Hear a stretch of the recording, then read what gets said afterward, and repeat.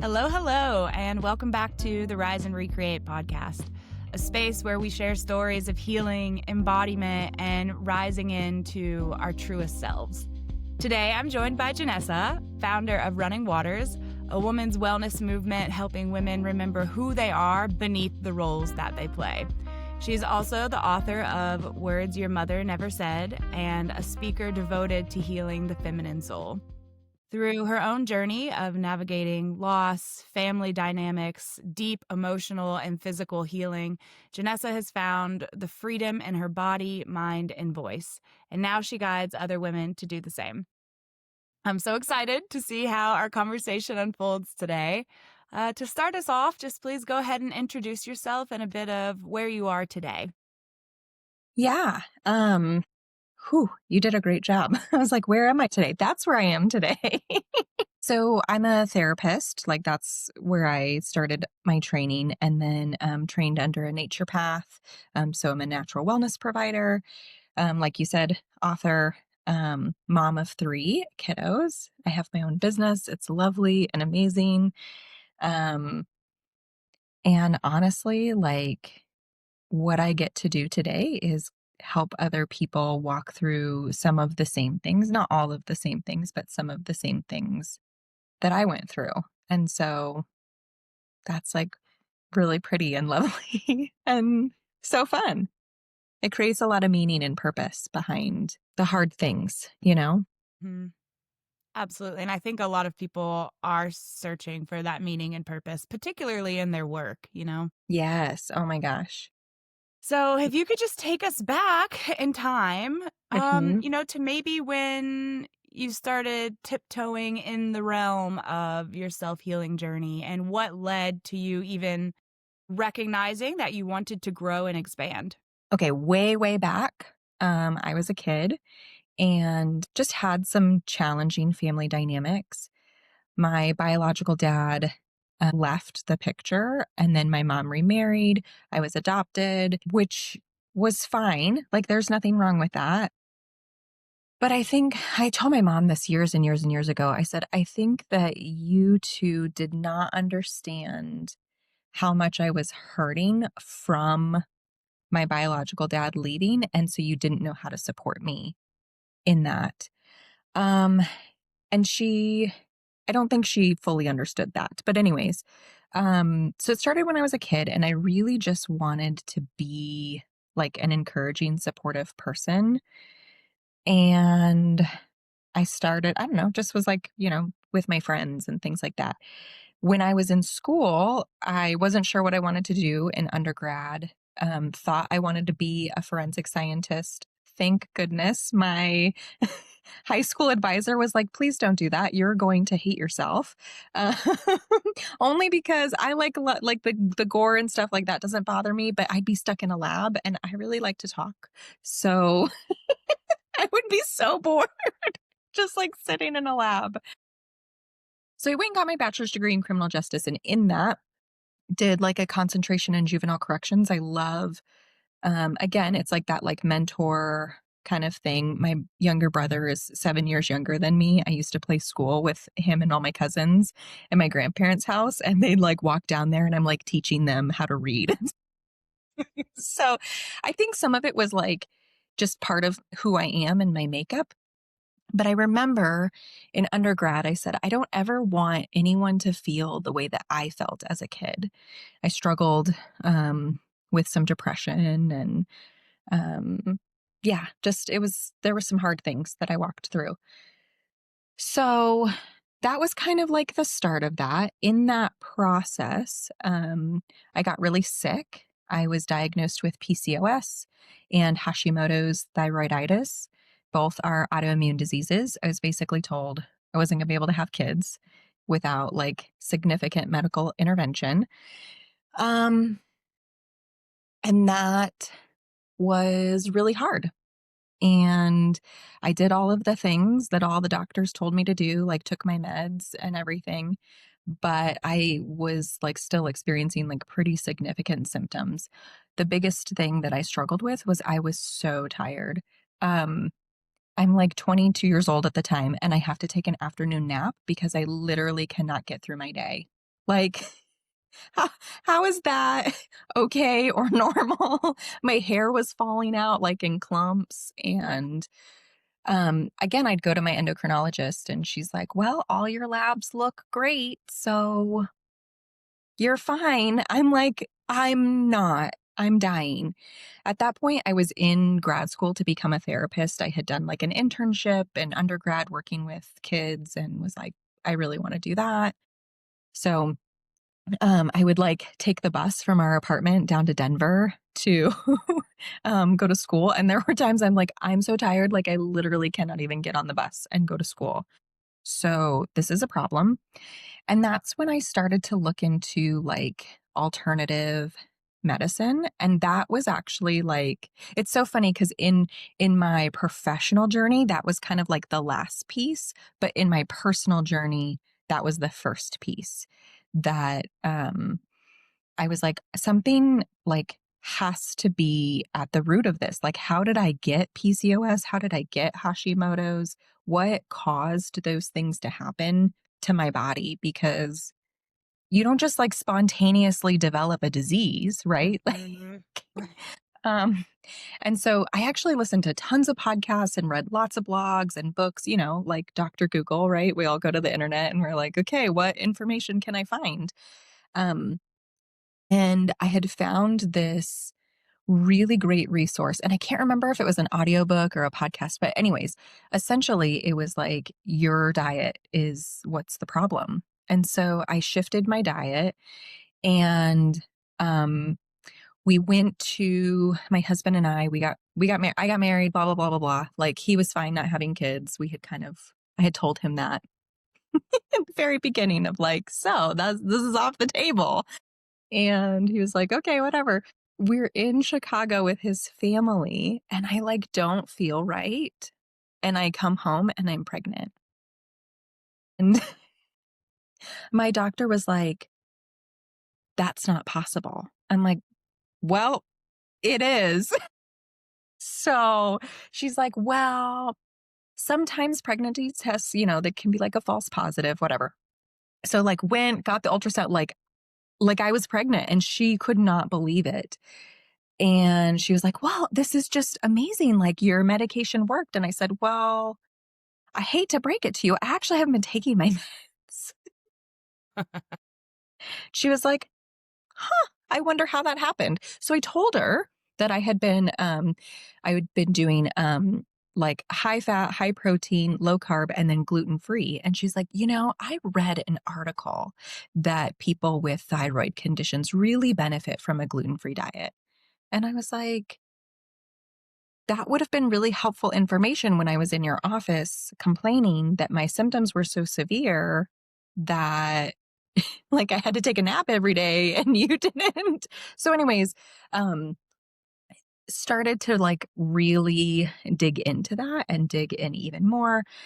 We ended up doing like the Whole30, like tried literally all of the like diets out there, and I just kept getting better and better and better. Um And so, I don't know, had a child, all of those things. Yeah. Um, and that was great. My son was born, and that was really wonderful. But then I had to face my own childhood trauma that really only becomes activated when you become a parent. Like, I think we know about it and we can kind of work around it and live around it because we're not getting activated in the same way. But when my son was born, I was like, oh, I have no idea how to be a mom. Um, my mom was very non-nurturing. She was very cold. She had lots of great wisdom, but she would just like say the quote to me. And it's funny because in the book that I wrote, I actually used some of her quotes, which is funny. But there was no context around it. And so I didn't know how to apply that to my life. And I think that was just really challenging. So anyways, there wasn't a lot of nurturing going on. My personality type really needs that. And she would not offer that. My adoptive dad didn't offer that. And so I didn't want to be like that. Like I wanted to be a very loving kind mom. So I went to therapy and did lots and lots of therapy. Um, it's cool when you're a therapist, as you do like advanced trainings and stuff. Part of what you do in that is you practice on other people. So you kind of get like free, like free therapy. So I did EMDR training, and that was huge. And that really helped heal a lot of my issues, particularly with my mom. Um, to back up a little bit, my adoptive dad died when I was 17, and so walked through that grief in college and everything. So, um, just fascinating. I went on and had 2 other kids. Yeah. Um, like, no medical intervention needed. They were all a surprise. We were like, that's interesting. Um, so anyways, where am I?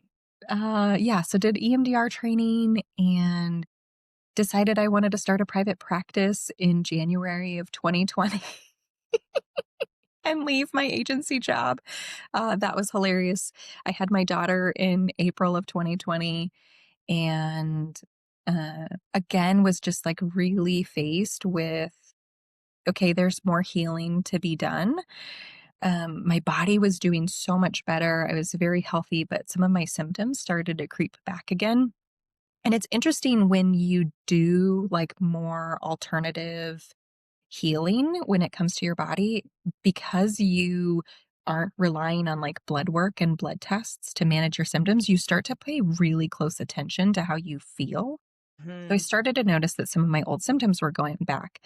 I had worked with a naturopath, you know, through all of these years, and we had become really good friends. And I met with her and she's like, "Yeah, your body is stressed." And I'm like, "What? I'm doing all the things." And she's like, "Jennesa, you are the jump into the deep end kind of like person. Like you just run your RPMs really high all the time. So that means you really need to like build in rest and recovery all the time. Otherwise, you're going to like stress yourself out and have to heal and stress yourself out and have to heal." And I was like, "Well, okay, fine." And that's when I really started to, I'm going to say, like, do like the shadow work. So, as a therapist, I love doing like Enneagram stuff. I don't know if you know anything about Enneagram or, I'm really interested in that. I love human design. And then I really love internal family systems. And I really like to incorporate all 3 together because that's really fun and cool. So, anyways, some of my shadow stuff about my personality is I really like accomplishments and I really like to achieve goals. Mhm. uh, that drains me though. And I have a lot of like energy, but I also have to be really aware. And so when I say like doing my shadow work, it was really learning to not get my value and worth from my accomplishments. So then I started to build in this lifestyle like, well, how do I care for like this person? Okay, so I like, I healed my disease and I've like worked through my childhood trauma, and now I'm this like person, body, mind, and spirit that behaves this way, and in doing that, if it's left unchecked, makes me sick. So I have to like create this whole lifestyle that supports me so that those other pieces stay where I want them to be. So Mhm. really started practicing rest, and I have like a whole day off. Literally, that sounds so funny. We're like, "Yeah, I've got a day off too." Right, but do you like run errands and clean your bedroom and like no, I don't do any of that on my day off. Um so that's been a really big thing for me. And doing like other forms of like self-care, like I'll do like a liver detox pretty frequently since I tend to be a very driven person. My liver gets worn out from that. Uh anyways, so in that process, my mom died and suddenly. And we had a very complicated relationship. I love my mom. I know that she loved me, and our personalities did not mesh very well together. There was like a period where I didn't talk to her for like 4 months because she was making me crazy. Um, and so there's way more to that. I feel like I need to provide context. It was like having a party, like Pampered Chef or like, I don't know, whatever those party, you can have them at your house. She was doing that for clothes. And I had the flu. And so I was like, Mom, I'm not coming to your party. Like, I'm sick. And she was like, how could you? And don't you love me? And I'm like, what the hell? Literally, I'm sick. I have a fever. Do you want me coming to your house and spreading all of my nasties to you Right? guys? No, you don't. And also, like, I'm your daughter. I'm sick. You should cancel your party and come bring me soup. Like, that's actually how this is supposed to work, not me like put on my big girl pants and like come to you. Anyways, so that was kind of like the final story. I was so frustrated with her. I stopped talking to her for a couple months. We went out and grabbed dinner and kind of made up, and we were kind of talking. She was like, I want to be close to you. And I was like, I want to be close to you too, but we need, like, you have to respect me. Mm-hmm. I can't be your friend if you don't respect me. And so I will say that she was really, really working on that. Um, and it wasn't where it wasn't fully healed when she died. And I think that was really hard. So anyways, joined this group with Hope Edelman. She is the author of Motherless Daughters. It's an amazing book and such an amazing community. And that's where I started to discover, like, okay, yes, I have childhood trauma that I've like worked through. Okay, I've built this system of rest and taking care of my body. And now I realize, like, I actually don't know how to be feminine Mm. because my mom didn't know how to be feminine and never taught me those things. And so that was like a whole nother aspect of this journey. Like, she used to, when I was in high school, she used to like, make fun of people who would like stay home sick on the first day of their period or whatever. And yeah, Yeah. mhm.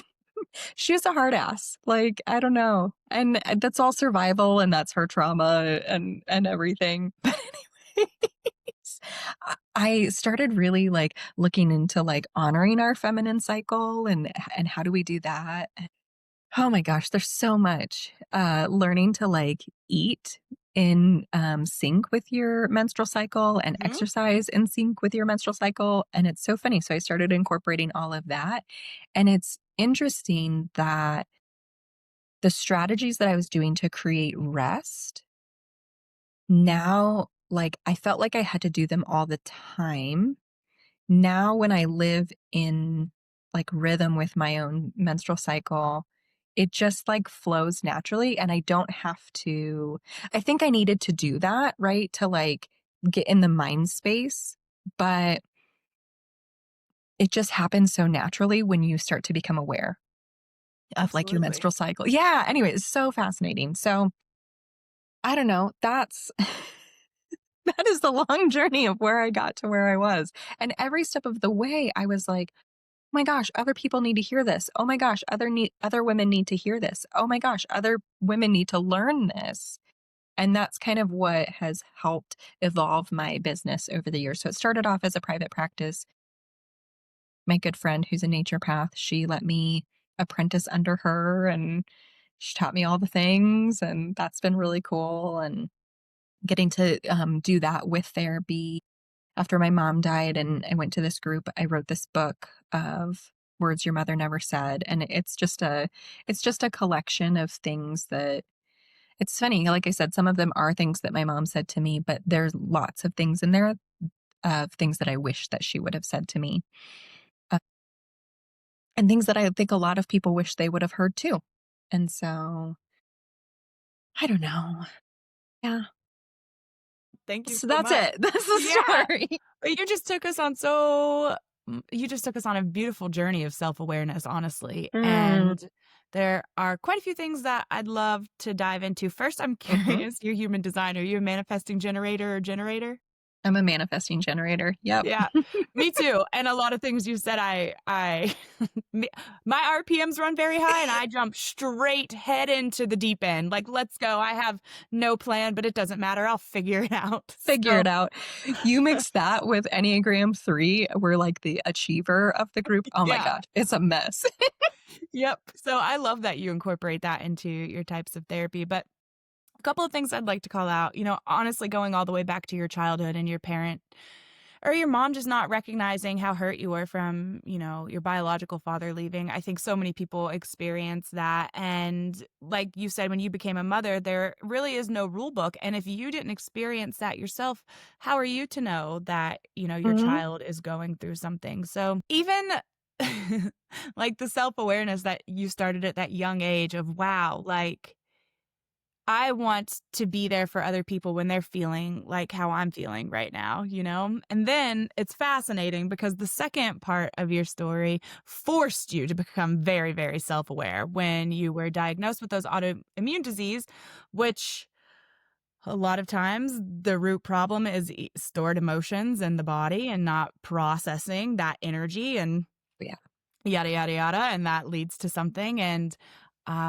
unfortunately the Western medical system is not built on diagnosing the root problem. They're built on slapping on a band-aid, and while they're incredible for real physical harm like broken bones and yep, burns and all of those things, a lot of times they overlook that yes, we're all human, but our individual lives is what contributes to a lot of things that are absolutely. wrong in our body.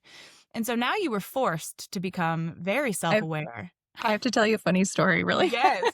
fast. So every year, for my husband where he works, we get a discount on our insurance if we get these like health screenings done. And it doesn't matter, which is so funny. It doesn't matter the results of your health screening. If you just go, you get a discount. I'm like, well, that's dumb. You should get a discount if you're like really healthy, but whatever. Anyways, that's a moot point.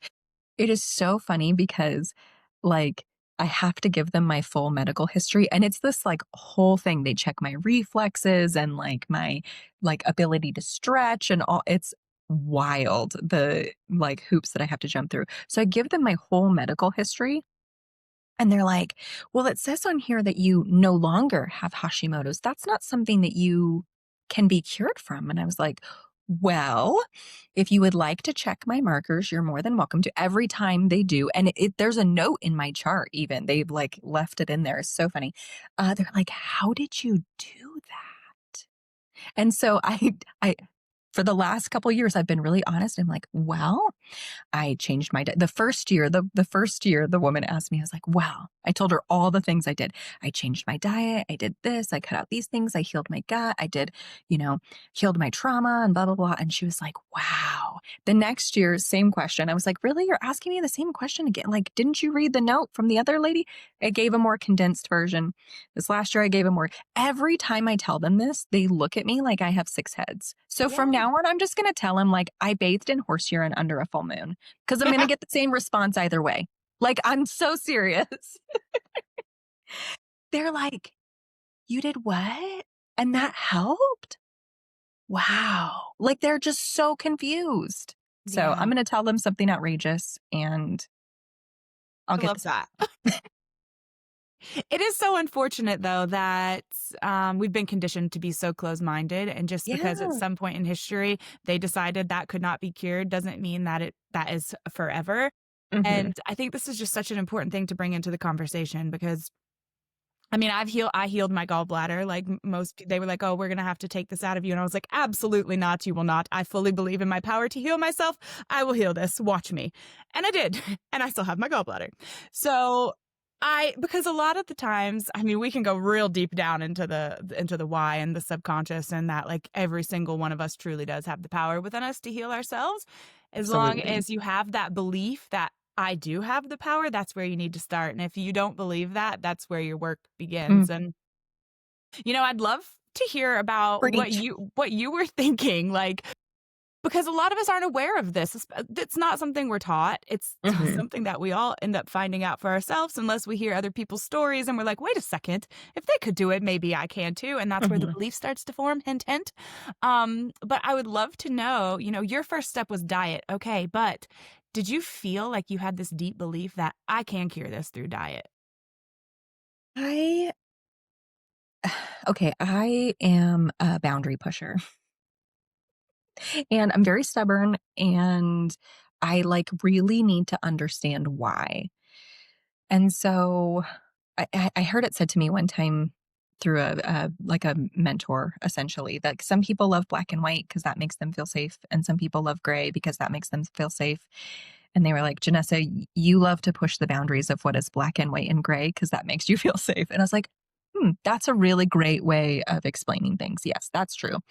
So when I was told, like, you can't do anything about this, and here's what we'll do to treat it, just and then, like, my labs were fine, but I clearly was not fine. Like, I'm 20, it was, in my early 20s. I'm 21, 22, 23 years old, and I have to take an afternoon nap. Like, my grandma has more energy than I do. That is not right. Something is not right here. And this question of, but where did this come from? Again, you don't just spontaneously, like, get a disease. It's caused by something. And I don't know where I picked that up, if I came to the table with that belief, if I don't know if that's just part of, like, my makeup and this, Mhm. like, stubborn boundary pushing, question asking, like, piece of me, but that's where it started was, yeah, but why? But why am I sick? What is causing me to be sick? Because something has to happen in my, like, with an autoimmune disease, and like for Hashimoto's, for example, why is my body attacking its organ? Why would it do that?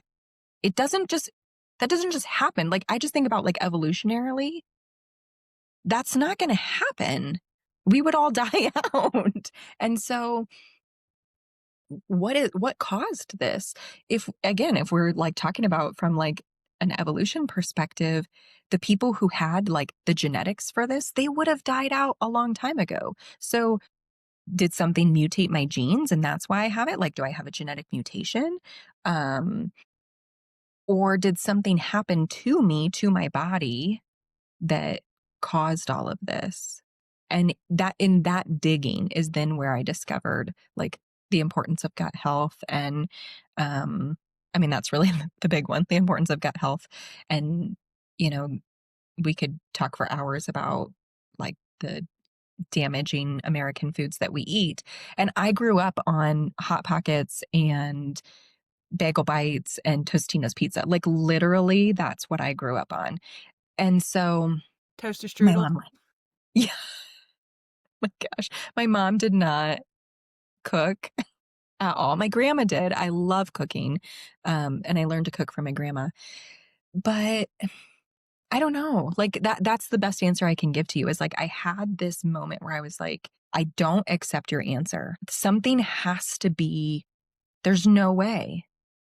I'm gonna, like, die at 40 from exhaustion. That's insanity. No, thanks. I don't accept that."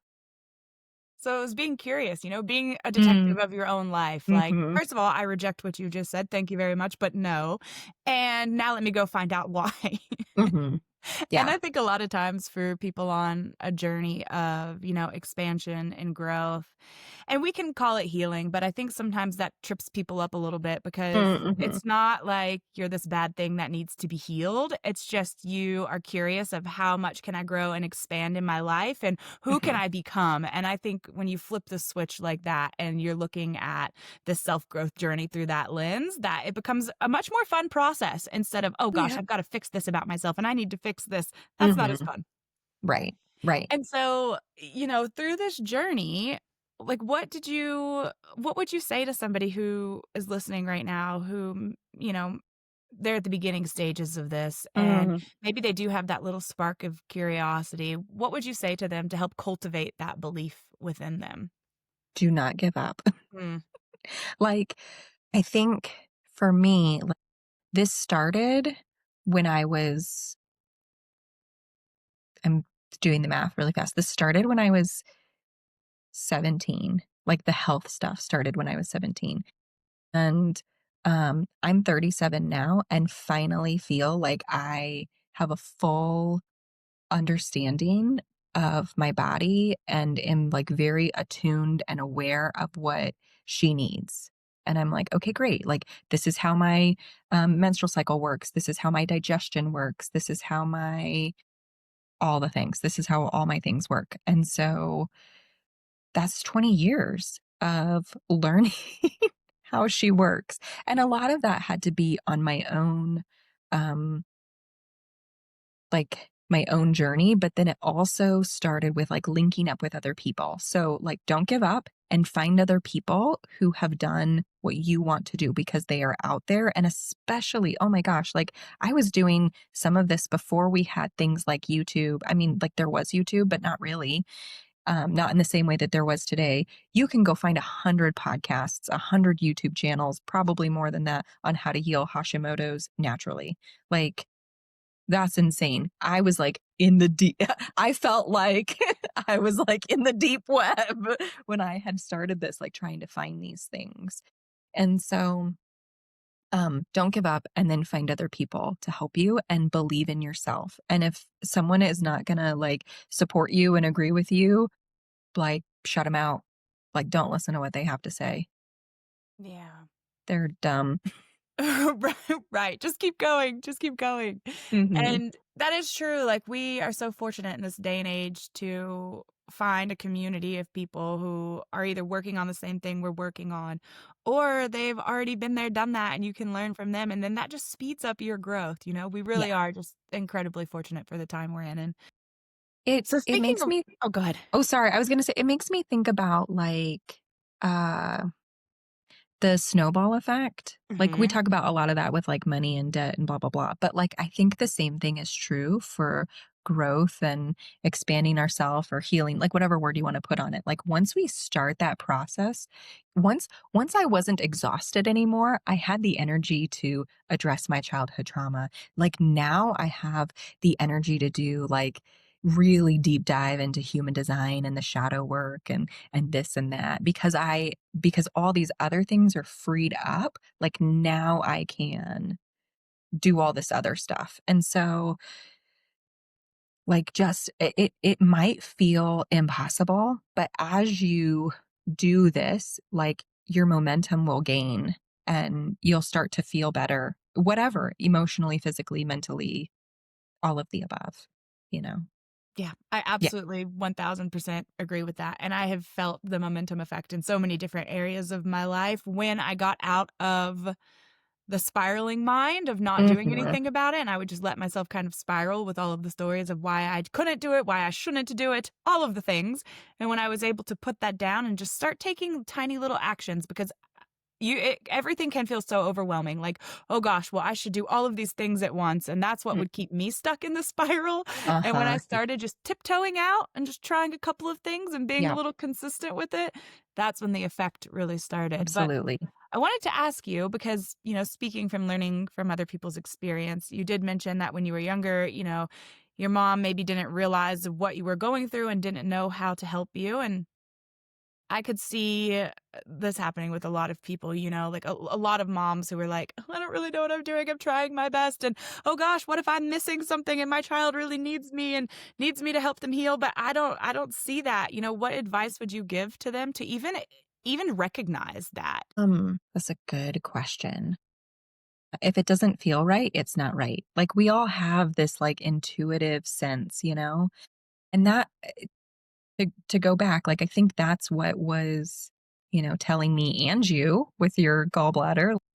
Mm-mm. And so if something is telling you, like, this is not right, and that's different than self-doubt. We have to, like, really learn how to distinguish between these 2 of, like, self-doubt versus like, what is my gut telling me something is not right? This isn't who I am. This isn't the person who I want to be. Do you feel proud of yourself? And not because you don't have good self-esteem, but because you legitimately don't like the things that you're doing.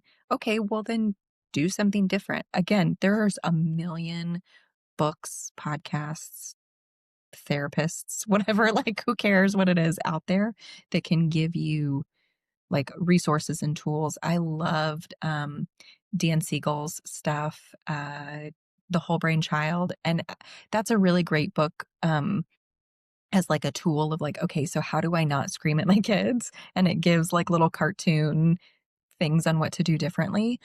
But I actually really loved the book, Parenting from the Inside Out, because what they talk about there is as a parent, your stuff is going to be activated. He told this story. He was a medical doctor and was doing his rounds at the PICU, and they'd have to like, put IVs in these sweet little tiny babies. And of course, they're screaming and crying and, carrying on. Um, and then when he went later on to have his kids, didn't realize how triggering that was. So when his kids would cry, it would like activate this anxiety in him.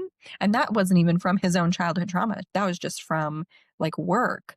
And so think about that in regards to like our own childhood experiences. And so we're going to have these moments, these things that like we didn't like and weren't right. And then when we're the parent and our kid is doing the same thing, that might trigger us. Mm-hmm. And so being aware of that, and again, fighting like hell to heal yourself. And I don't, although I started like my traumatic childhood healing journey for the sake of my children, I actually tell people don't do that. Like it has to be for you. Like you have to feel, you have to want this for yourself. Like you have to want to be free for yourself, for your sake. Then you can show up and be the parent, the wife, the sister, the whoever, like that you were meant to be. But I really do think it needs to be like for yourself because you're worth it. Absolutely. Absolutely. And a couple of things you mentioned just brought back into my mind like nervous system regulation and how it is so easy when you're unaware of things that trigger you to be triggered and to feel that Mhm. contraction and that like fire inside of you light up, particularly with your children. And I don't know if that necessarily goes away. I think people still I can still get triggered by my mom. She can still get triggered by me. The age kind of doesn't matter. Of But course.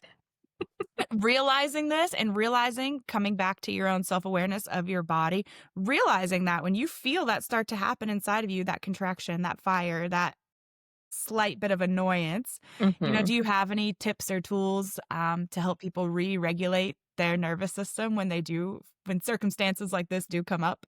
Yeah. So this is the thing that I tell all of my individual clients. So awareness is built in 3 stages. Awareness after the fact. Oh crap, I did the thing that I didn't want to do. Awareness in the moment. I'm screaming at my kid right now and I can like see that, but I can't stop myself because I'm so activated right now. And then awareness beforehand. And this is one of those situations that I would lose my marbles over, but I'm not going to. I'm going to make a different choice instead. And you can't get to that point until you have to go through it like that. Unfortunately, we are bound by the time space continuum in that sense. And so, um, really gentle, non judgmental curiosity is how we get through that.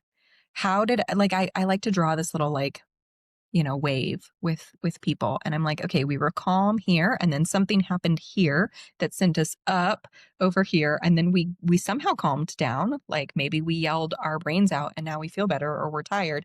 And then we came back to calm, regulated state. But what is this piece right here that sent us over the moon? Because we can't change that. We can't change that pattern if we don't know what that is. And the only way that we're going to get that information is with like gentle curiosity. So no judgment and shame. It's like, okay, we were sitting at the table. and my kid said this to me, and I felt so mad and disrespected. Why? Why did I feel mad and disrespected? Why was that a disrespectful thing? Was it because I was tired? Was it because I was hungry? Was it like, that can be a thing. Holy cow.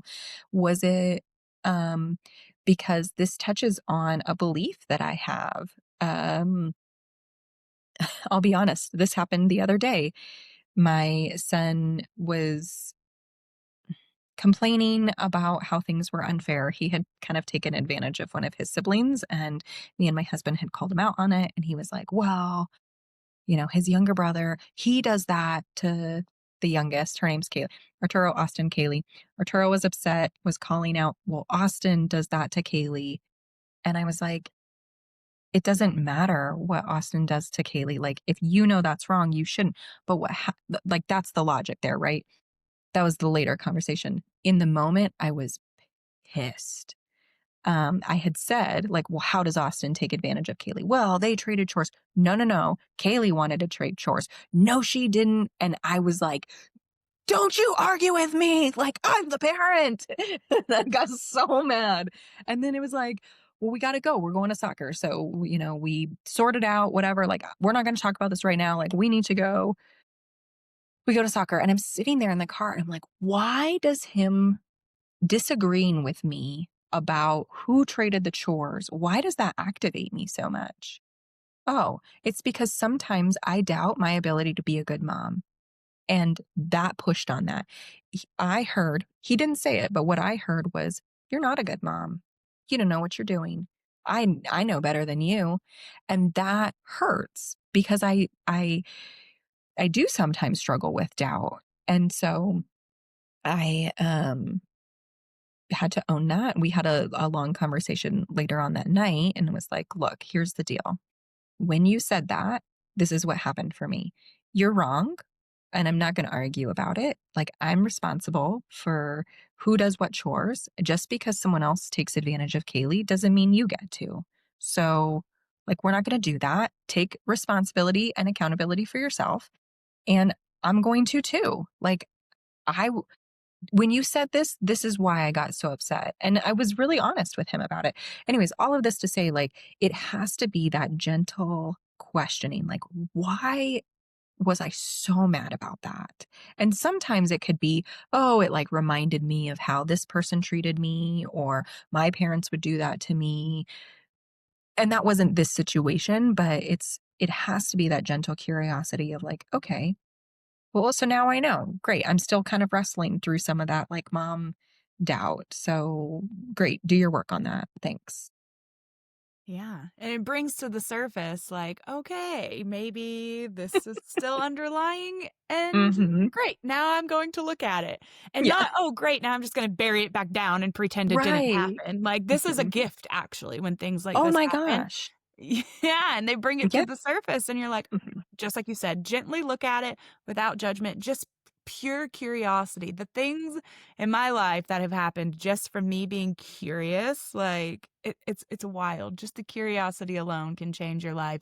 And I love that you brought in the 3 steps of awareness, because it is going to happen differently every time, and just being aware of, okay, I did just do that. I don't feel great about that explosion, and I'm curious, why did I do that? How can I Hmm. act differently next time?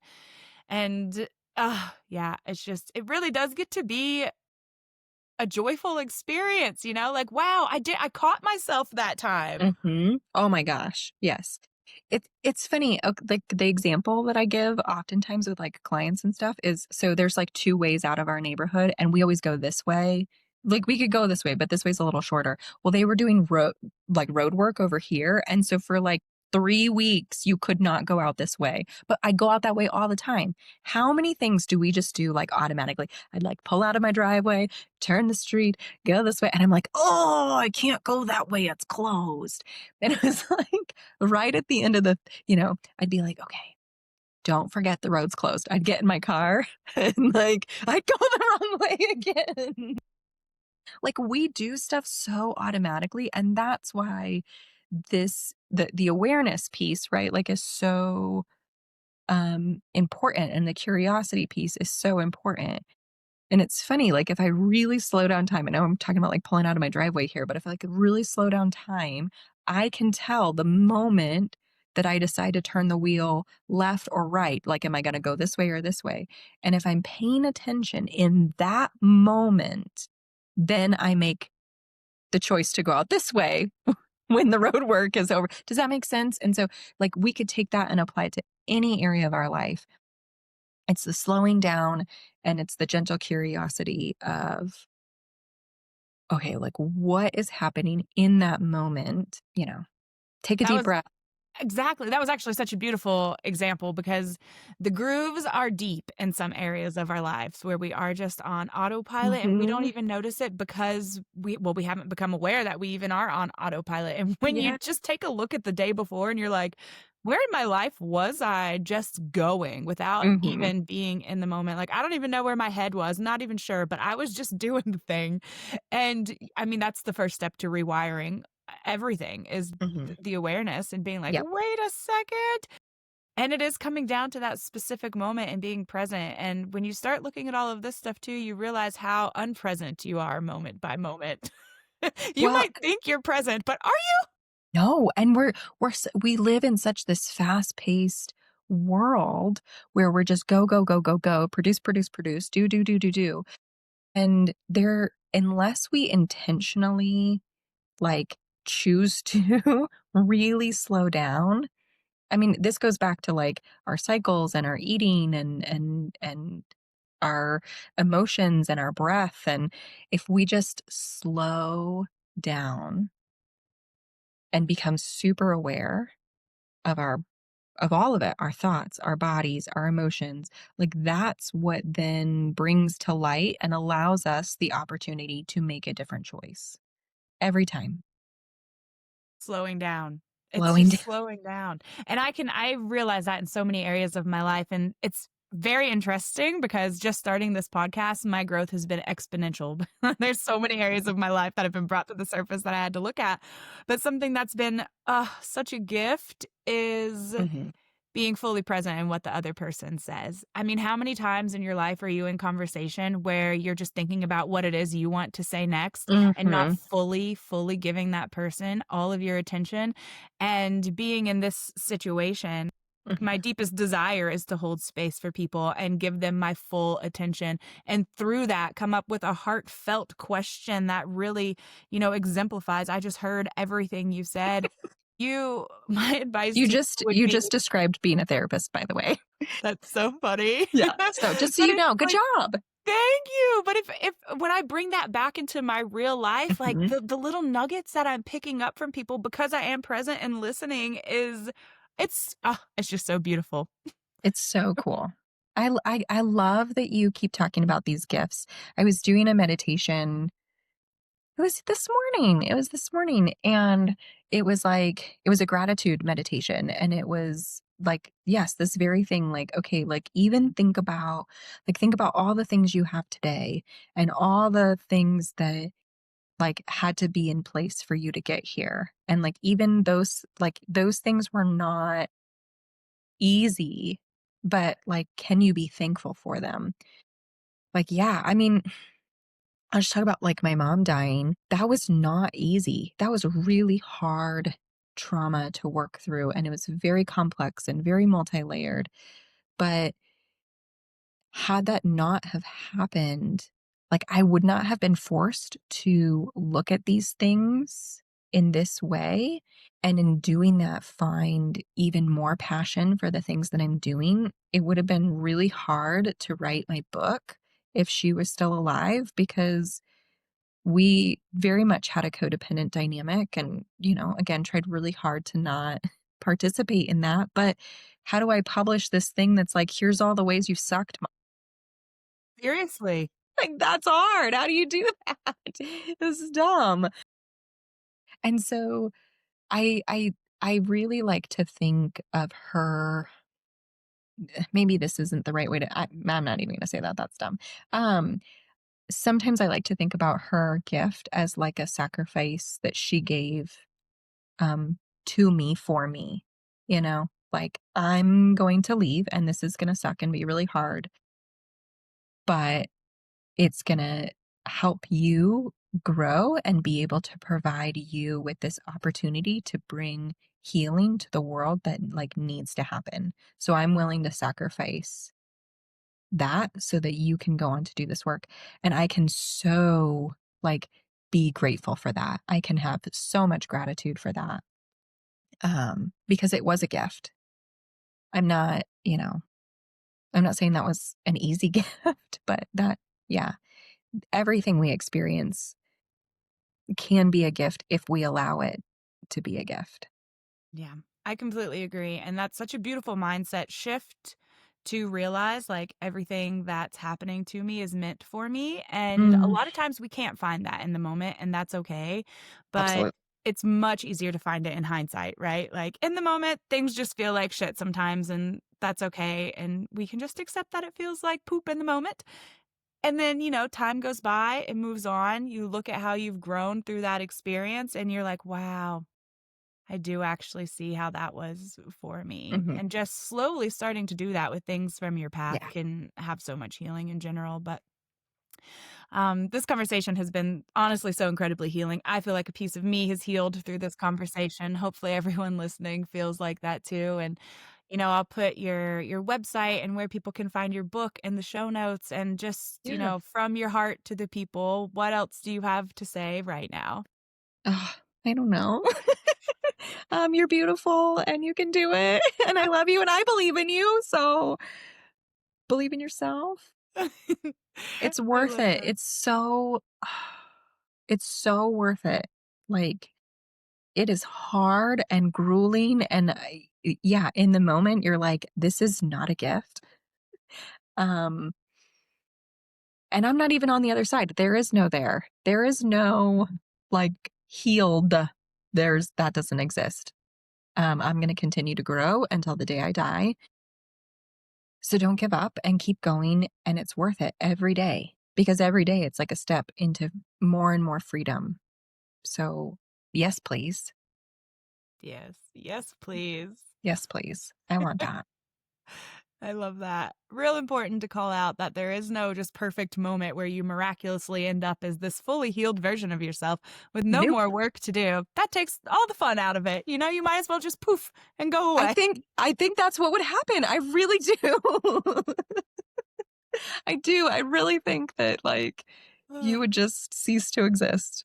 Yes, but hopefully you've realized through this conversation that it doesn't have to be this Mhm. grueling No, journey of, oh my gosh, I need to fix this. No, flip the switch. It gets to be this fun, exciting expansion. Who absolutely. can I become? Like, what else can I do? Mhm, How can I have such a regulated nervous system that everybody who is in the same room as me immediately feels calm and peace, mhm. How can I bring myself to that point to help Yep. others? Because truly, like through you doing this type of work on yourself, just people being in your presence can really have such a profound effect. It's wild. It's so Yes. fascinating. I love it. Like, you really can't I mean, I think this is true with everybody, so I'm not gonna say just moms, but I don't know, maybe sometimes we have a little bit more superpower. I'm biased.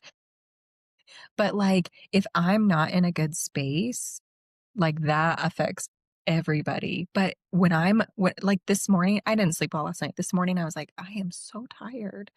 And I had the opportunity, right? Like, am I going to let that affect me? I'm gonna do these things to regulate my nervous system.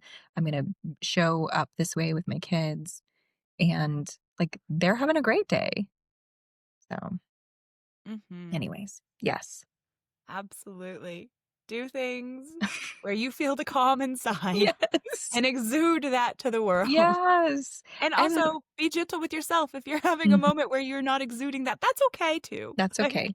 it's But okay. and learn from it. We just learn from it. This is not pass fail. Like, Mhm. there's no such thing as that. So, we just learn from it and keep growing, and it's so beautiful. It's so beautiful. I love it so much. Me too. Well, thank you so much. This has Thank been you. such a beautiful journey, a wonderful conversation. And for everyone listening, I hope you found a piece of yourself in this conversation and maybe you picked up a couple of tools or just realized that, wait a second, this does get to be fun. So thank you all for listening. If you're feeling called to recreate your life in 2026 and not do it alone, I want to invite you into the Rise and Recreate portal. It's a community for people who are ready to release old patterns, reconnect to themselves, and consciously create what's next. Inside, we gather for guided ceremonies where we set intentions, we rewire our subconscious, and we have honest conversations all designed to help you trust yourself, take aligned action, and actually build a life that feels like yours. Right now, you can join for half off your first month, so it's the perfect time to step in, get supported, and recreate your life alongside people who truly get it. You'll find the link below, and I would love to see you in there.